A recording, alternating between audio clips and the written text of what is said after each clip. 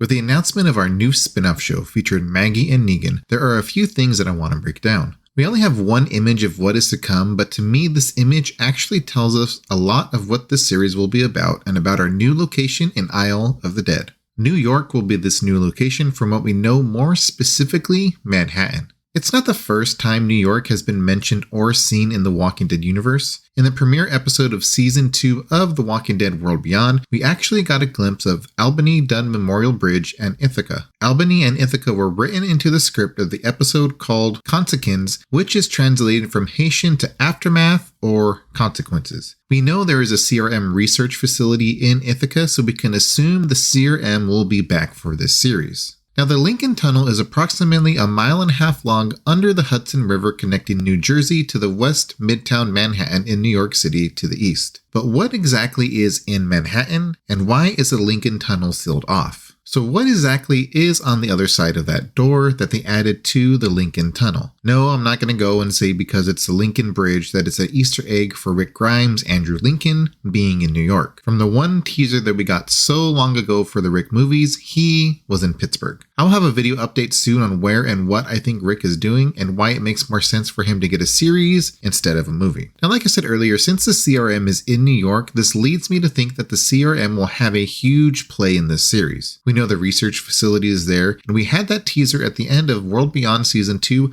of these new fast walkers that are overseas. If you want a deeper breakdown of that scene, I will have a link at the end of this video. In short, the Walker virus has mutated from scientists trying to cure the Walker virus. Now, what I'm assuming is that they had some similar success in making an early attempt at a cure, or some of that vaccine was transferred to the US and duplicated, or early on the CRM was able to create their own.